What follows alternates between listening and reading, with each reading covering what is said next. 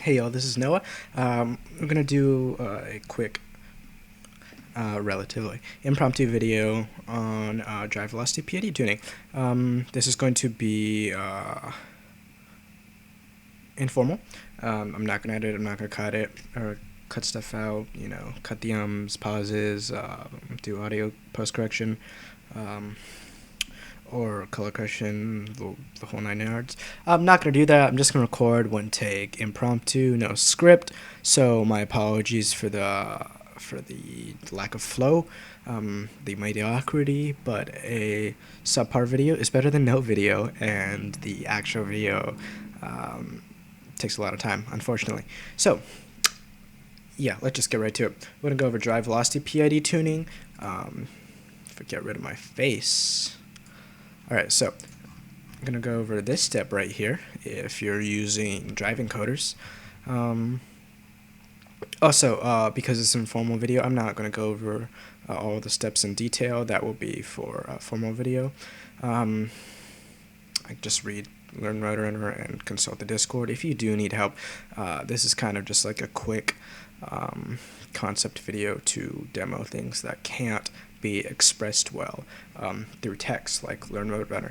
But for like all the explicit directions, I'm just going to assume you know how to do everything, know how to connect a dashboard, and all that jazz. But yeah, so I'm going to assume while watching this that by watching this video, you've already filled out your drive constants. If you have dead wheels, tune them already. You've done your localization test to tune your dead wheels, and you're on this step right now. And this is drive velocity PID, so what you're doing is you're tuning the PID controllers for each motor that the RevHub firmware controls. So you do need encoders for each one. Check out the drive feed forward page and maybe video if you are using that setup. So yeah, you're on this step right now. Let's get started. This is this page, by the way. I'm gonna make my face smaller. That's a live view of the bot right now. We're gonna open up dashboard. Your dashboard probably looks different. Oh yeah, by the way, once again, I'm assuming you have dashboard set up. You know how to connect to it. You've connected with the hotspot already. It doesn't matter, expansion hub or whatnot. The bot you're looking at on the mats right now is the Skystone bot. Pretty trash. On a Goboto Strafer version 1 chassis. So it'll be pretty slow, but that makes it nice for the demo.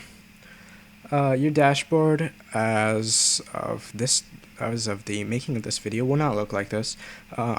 This will come out in the next version of dashboard that's custom field. Yours will look something like this, but not as pretty. But you know, it looks the same. It's comparable. Just remember that when you are this is what yours looks like right now as of the recording of this video. When you are editing the motor velocity PID, make sure you like click that arrow, make sure the arrow is up. There seems to be a lot of confusion with whether this is actually showing something. This is a drop down, there are fields in it. So yeah, that's what it does. It's a lot clearer in the new dashboard. There's clear indicators. So hopefully that won't be a problem. And you know what? Let's get rid of telemetry. We do not need that for now.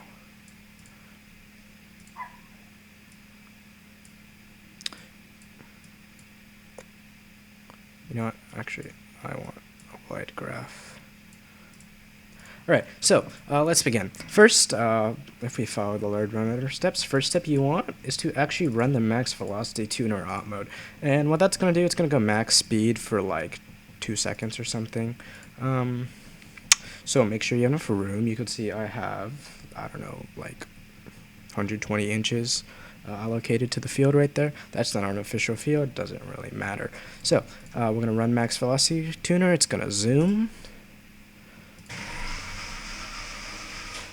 Alright, and then Oops, I accidentally cleared that, so I'm going to have to run it again. But in your RC phone, also controlling PS4 controller, I recommend these because they're Bluetooth. You can't use Bluetooth during competition, but it's great for testing. Anyways, we're going to run the max velocity tuner again. Just run it through here. Run full speed, 2 seconds, and then we can see that the battery level for me right now, it's at 12.94.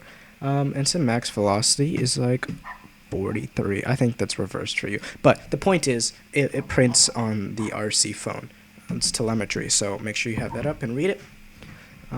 So if you want, you can change max vel for 43 inches per second. You can change that in drive constants. Stick that right there. Right, so if I cared about changing that, I'd change that to 43, but I'm fine at 35 inches per second, although pretty slow. For demonstration purposes, that's all right. So, yeah, stick your max velocity in there. It says like voltage compensated. Oh, and so yeah, sorry for the lack of script, no flow. But the important value in that was the voltage compensated KF. And I'm going to run this for a third time because I did not catch that value. So, run max velocity tuner. It prints voltage compensated KF. And for me, it prints 13. Alright, so what you're going to do is you're going to go into your configuration view in dashboard, this view right here, and you are going to go to drive constants. And then you're going to drive constants and then look for motor velo PID. And this F value right here, you're going to write whatever that prints. So for me, it's 13.07. I would show you on the phone screen. It's just cleared. But yeah. So you stick that in there. We are going to reset the position of the bot. I do this via localization test. Oh, my apologies. Alright, and then we fire up drive velocity PID tuner, this mode right here. And make sure your 30-second auto timer is turned off because you will be running this a lot longer than 30 seconds.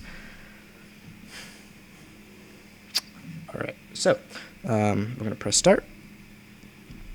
And then your bot is going to go back and forth over and over. Alright, and we're going to graph target velocity and measured velocity. I prefer doing this for one motor. Each one of these is a motor. It kind of clutters the graph if you have all of them at once. So I prefer not to have them all up. So let's graph it. And you can see that my bot is like slowly drifting to the side. And now it's off the mats. And that's okay. That's natural for the mecanum drive to do.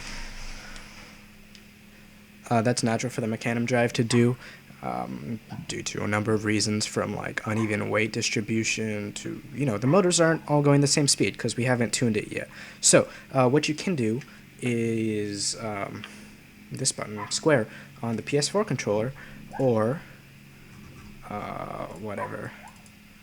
X on the Logitech and gamepads, is press that, and you can see it'll pause the bot, and you can go into driver override. So we just reset position of the bot when it gets annoying, too far off the path, and then press X on the DualShock, A on the Xbox and Logitech controllers to restart. And when it drifts too much, that is a bug. When it drifts too much, you just reset position. So you should probably have something like 3 mats wide because it gets really annoying having to reset it all the time. But yeah. Actually, this drift is like pretty severe right now. It's kind of annoying. I'm already having to reset it. I'm going to offset by going the other way. So, going back, I should probably fix this bug. Alright, so our first step is to raise F. We can see that it doesn't reach the plateau all the way. So, what we are going to do... Oh, and that is way too high. is just raise it enough so it reaches the plateau. For me, oh, that is way too high. Oh no, oh no. Okay, I made an oopsie. I'm gonna.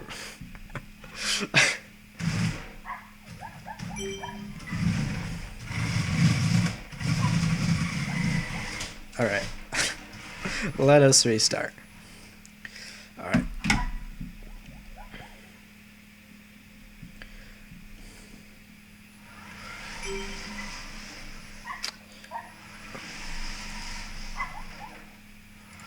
All right, so 13 actually works pretty well. Let's see it again. I don't know if 13.1 will work. I don't think so. Yeah, no, that is not. So back to 13, that was the original value we had. My bot is almost falling off the field. Oh, I accidentally left this 30-second timer on. Reset the position.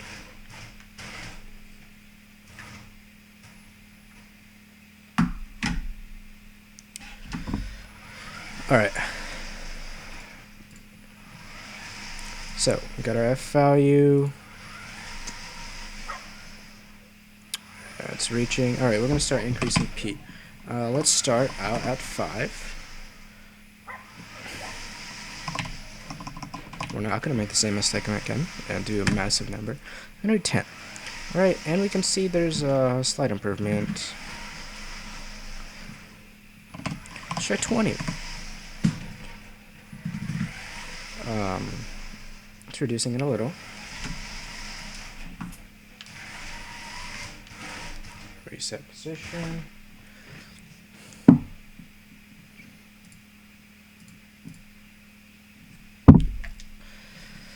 I'm sorry for the bumps and sound effects. Once again, impromptu. Mediocre videos, better than no video. Oh, alright. Alright, P of 20 right now. There's a little oscillation right there. We're going to increase D. I'll do 5. And what D does is it dampens oscillation. Stands for derivative. So you can see it's not as spiky as before. Let's increase it to 25. And you can see it's okay. Right? You can do better. Well, okay, no, you can't do better. So, honestly, this is probably as good as your graph is going to get. It looks pretty terrible, right? If we graph all the motors, it's kind of underwhelming. It's really messy. But because the Rev Hub does not have an adequate feed-forward model, like we don't have a Ka value, so we can't actually properly reduce this phase lag here, at least in the correct way with feed-forward. Instead, we have to rely on P. But after a certain point, you'll see that like P just doesn't work, right? And realizing that point is very once you've reached that point is very important. So we can see that it kind of does reduce the phase lag a little bit, but it never like averages on the line. It'll like touch it and it'll stop. So which is a problem. It's not great. You can see there's a lot of oscillations when we increase P enough to get it to touch the line, but it never like averages out to the line. So yeah, unfortunately, not great. If we increase D to try to dampen the oscillations, oh, actually, that does help. So we increase P, increase D.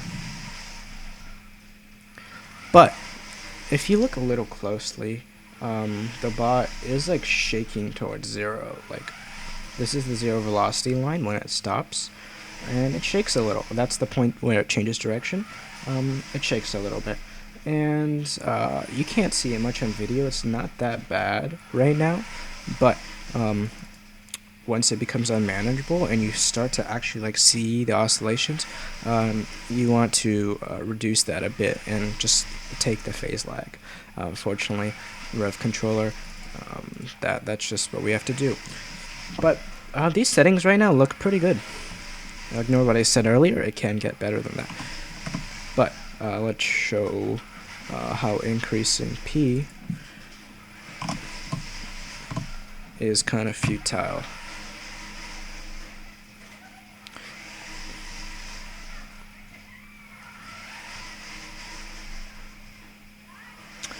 So, yeah, you can see. Oh, honestly, that's not bad. So you can see the whole process of like tuning the PID is literally just increasing F, increasing P, then increasing D, and then P and D does a little dance. So you want to increase P, and then you want to increase D to counteract the oscillations that P causes. But after a certain point, you can't really increase D enough. So we reduce P, we reduce D, and you do that step over and over. We're saying a P of 50 is kind of high. It's kind of smooth on some of the cycles, but on others, see the oscillation gets not great. So we're gonna try to dampen the oscillation with D. 20 is too high. We're gonna go back down. That's not great either. So I'm going to assume that 20 is the sweet spot.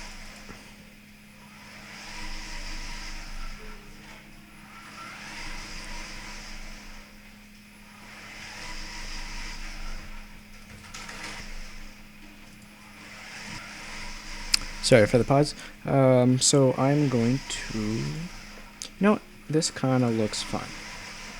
We can see there's oscillations around 0, but we can't physically see it on the bot.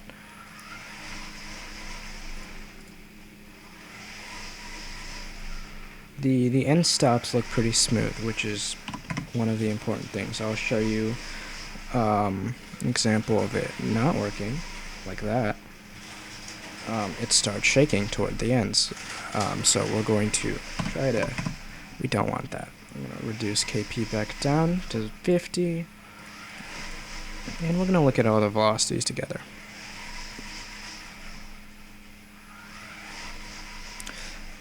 Looks okay. It's pretty manageable. It's not too smooth, but unfortunately we aren't going to get that much better with the controller. You are free to spend as much time tuning as you want, but you will go insane trying to reach perfection. And as you can see, 50, it works fine, except when it starts oscillating. And I care more about consistency than accuracy for the drive velocity PID. Because if there's phase lag, we can kind of just hope that the translational and heading PIDs will take care of it. So the drive velocity PID doesn't need to be perfect. It's really important to realize that you will go insane trying to reach perfection. You can see we reduce phase lag enough on this part, on the acceleration. On deceleration phases, you cannot reduce this bump. It is literally impossible with the Rev Hub motor controller. It seems to have a deceleration problem. But yeah, I would consider that good enough. So you take these values and you stick it in your drive constants right there. You can see I have previous values. And then I would just copy paste these in there so it's saved for later. But there you go. That's really all you need. Au revoir.